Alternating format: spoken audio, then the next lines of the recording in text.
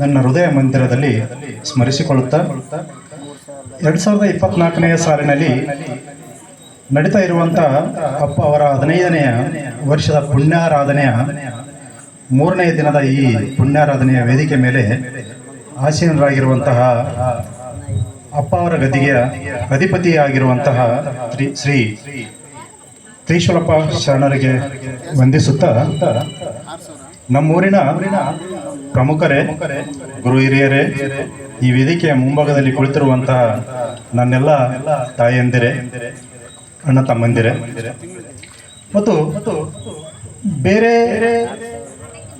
ಊರಿನ ನಾನಾ ಭಾಗದಿಂದ ಬಂದಿರುವಂಥ ಅಪ್ಪ ಅವರ ಸಕಲ ಸದ್ಭಕ್ತರೇ, ತಮ್ಮ ಅಂತರಾತ್ಮದಲ್ಲಿ ಅವಿತು ಪ್ರಜ್ವಲಿಸುತ್ತಿರುವಂತಹ ಆ ದಿವ್ಯ ಚೇತನಕ್ಕೆ ನನ್ನ ಶರಣಾರ್ಥಿಗಳು.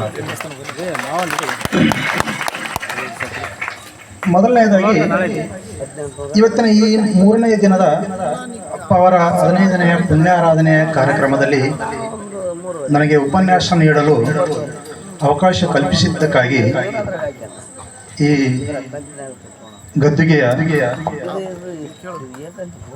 ಶ್ರೀ ಶರಣರಾಗಿರ್ತಕ್ಕಂಥ ಶ್ರೀ ತ್ರಿಶೂಲಪ್ಪ ಶರಣರಿಗೆ ಮತ್ತು ಸಮೂಹಕ್ಕೆ ಧನ್ಯವಾದಗಳನ್ನು ತಿಳಿಸ್ತೇನೆ. ಮೊದಲನೇ ಮತ್ತು ಅಪ್ಪ ಅವರ ಮಹಿಮೆ ಬಗ್ಗೆ ಉಪನ್ಯಾಸ ನೀಡುವುದಂದರೆ ಅದಕ್ಕೆ ತುಂಬ ಸಮಯ ಬೇಕಾಗ್ತದೆ. ಅದು 5 ನಿಮಿಷ, 10 ನಿಮಿಷ, 15 ನಿಮಿಷ ಮತ್ತು 20 ನಿಮಿಷಗಳಲ್ಲಿ ಹೇಳಿ ಮುಗಿಸುವಂಥದ್ದಲ್ಲ. ನಮ್ಮೆಲ್ಲರಿಗೂ ಕೂಡ ಅದು ಗೊತ್ತಿದೆ, ಊರಿನವ್ರಿಗೆಲ್ಲರಿಗೂ ಕೂಡ ಗೊತ್ತಿದೆ ಮತ್ತು ಅವರ ಸಾಮೀಪ್ಯವನ್ನು ಅನುಭವಿಸಿರುವಂತಹ ಎಲ್ಲ ವ್ಯಕ್ತಿಗಳಿಗೂ ಕೂಡ ಗೊತ್ತಿದೆ. ಸೊ ಆದಾಗ್ಯೂ ಕೂಡ ಅದಕ್ಕೆ ನಾನು ಜಾಸ್ತಿ ಹೊತ್ತು ಏನು ತೆಗೆದುಕೊಳ್ಳೋದಿಲ್ಲ, ಯಾಕೆಂದರೆ ಆಲ್ರೆಡಿ ಹೇಳ್ಬಿಟ್ಟಿದ್ದಾರೆ. ಸೊ ಜಾಸ್ತಿ ಹೊತ್ತು ಟೈಮ್ ತಗೊಳ್ಬೇಡ್ರಿ, ಪ್ರವಚನ ಕಾರ್ಯಕ್ರಮ ಇದೆ ಅಂತ. ಅದಕ್ಕಾಗಿ ಸ್ವಲ್ಪ ಹೊತ್ತು ಮಾತ್ರ ಮಾತಾಡೋಕ್ಕೆ ಇಷ್ಟಪಡ್ತೀನಿ.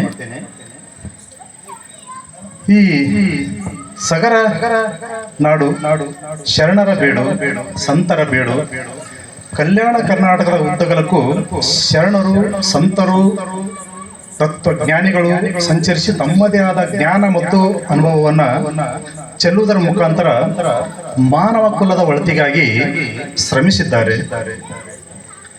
ಅಂತಹ ಶರಣರಲ್ಲಿ ಕಡಕೋಳ ಮಡಿವಾಳಪ್ಪನವರು, ರಾಂಪುರದ ಬಕ್ಕಪ್ಪಯ್ಯವರು, ಚೆನ್ನೂರಿನ ಜಲಲ್ ಸಾಹೇಬ್ ಅವರು, ಕೈನೂರಿನ ಕೃಷ್ಣಪ್ಪ ಅವರು, ಕಡ್ಲೆವಾಳದ ಸಿದ್ದಪ್ಪ ಅವರು, ಅಂತಹ ಶರಣ ಮಹಾತ್ಮರ ಸಾಲಿನಲ್ಲಿ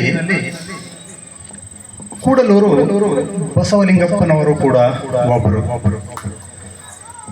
ಅಂಥವರನ್ನ ಅರ್ಥ ಮಾಡಿಕೊಳ್ಳಲು ಎಷ್ಟೋ ಜನರಿಗೆ ಅರ್ಥ ಆಗಿಲ್ಲ. ಆದವರು ಅವರು ಕೂಡ ಮಹಾತ್ಮರಲ್ಲಿ ಮಹಾತ್ಮರಾಗಿದ್ದಾರೆ. ಅವರು ಕೂಡ ಮಹಾತ್ಮರಾಗಿದ್ದಾರೆ. ಅವರನ್ನ ಅರ್ಥ ಮಾಡಿಕೊಳ್ಬೇಕಾದ್ರೆ ಕೂಡಲೂರು ಬಸವಲಿಂಗಪ್ಪನವರಾಗಿರ್ಬೋದು ಅಥವಾ ಸಚ್ಚಿದಾನಂದ ಸದ್ಗುರು ಶ್ರೀ ರಂಗಲಿಂಗೇಶ್ವರರಾಗಿರ್ಬೋದು, ಅವರನ್ನ ಸುಮ್ಮನೆ ನೋಡಿ ಮಾತಾಡಿಸಿ ಅಷ್ಟೇ ಹೋದರೆ ಗೊತ್ತಾಗೋದಿಲ್ಲ.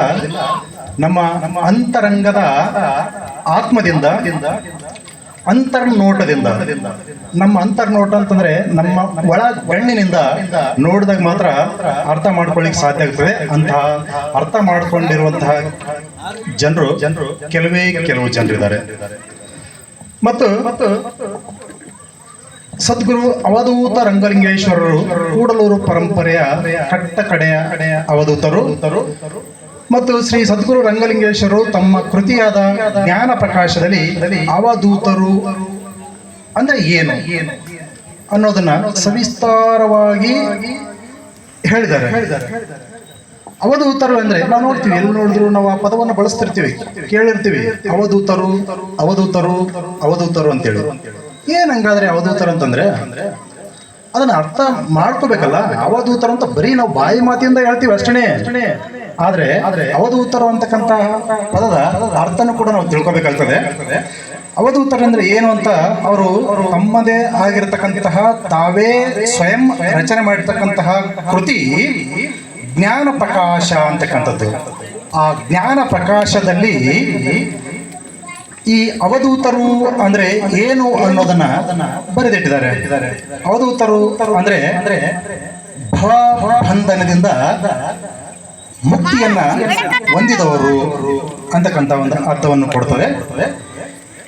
ಅವಧೂತರು ಅಂದ್ರೆ ತಮ್ಮ ಕೃತಿಯಲ್ಲಿ ತಾವೇ ಬರ್ಕೊಂಡಿರ್ತಾರೆ. ಅದು ನಿಮಗೆ ಆಶ್ಚರ್ಯನೂ ಕೂಡ ಅನಿಸ್ಬಹುದು. ಏನಪ್ಪ ಅಪ್ಪವ್ರು ಹಿಂಗೂ ಬರ್ದಿದಾರ ಆ ಜ್ಞಾನ ಪ್ರಕಾಶ ಅಂತಕ್ಕಂಥ ಒಂದು ಕೃತಿ ಏನಿದೆಯಲ್ಲ, ಆ ಕೃತಿಯಲ್ಲಿ ಈ ತರನು ಕೂಡ ಪದ ಪ್ರಯೋಗ ಮಾಡಿದಾರ ಅಂತಕ್ಕಂಥದ್ದನ್ನ ನಿಮಗೆ ಆಶ್ಚರ್ಯ ಕೂಡ ತರಬಹುದು. ಏನ್ ಹಂಗಾದ್ರೆ ಅವಧೂತರು ಅಂತಂದ್ರೆ ಅಪ್ಪವರೇ ಬರೀತಾರೆ.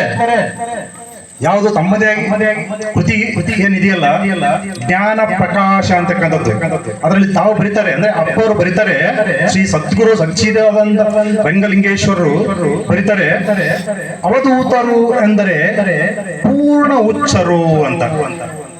ಅವಧೂತರು ಅಂದ್ರೆ ಪೂರ್ಣ ಹುಚ್ಚರು ಅಂತ. ಯಾರು ಮಾತಾಡಿಸಿದ್ರು ಕೂಡ ಮಾತಾಡ್ಲಾರ್ದವರು ತನ್ನಷ್ಟಕ್ಕೆ ತಾವೇ ಅಂದ್ರೆ ತಮ್ಮಷ್ಟಕ್ಕೆ ತಾವೇ ಮಾತನಾಡಲು ತೊಡಗಿಸ್ಕೊಂಡಿರೋರು, ತನ್ನನ್ನು ತಿಳಿದು ತಾನೇ ನಗುವವರು. ಮಳೆ, ಚಳಿ, ಬಿಸಿಲು, ಗಾಳಿ ಏನನ್ನೂ ಲೆಕ್ಕಿಸದೆ ಸದಾ ತನ್ನಿಷ್ಟದಂತೆ ವರ್ತಿಸುವರು. ಅವರನ್ನ ಅವಧೂತರು ಅಂತ ಕರಿತೀವಿ ನಾವು ಅಂತಕ್ಕಂಥದ್ದು ಕೂಡ. ಯಾವುದೇ ಏಳಿಗೆಗೆ ತೆಗಳಿಕೆಗೆ ಜಗ್ಗದೆ ತಮ್ಮದೇ ಆಗಿರ್ತಕ್ಕಂತಹ ಒಂದು ಪ್ರಪಂಚ ಅಂತ ಇರ್ತದೆ. ತಮ್ಮದೇ ಆಗಿರ್ತಕ್ಕಂತಹ ಒಂದು ಪ್ರಪಂಚದಲ್ಲಿ ಜೀವನವನ್ನ ನಡೆಸುವವರು ಅವರು ಅವಧೂತರು ಅಂತಕ್ಕಂಥದ್ದನ್ನು ಕೂಡ ಹೇಳಿದ್ದಾರೆ. ಇಷ್ಟ ಆಗಿರ್ಬೋದು, ಕಷ್ಟ ಆಗಿರ್ಬೋದು, ಎಲ್ಲ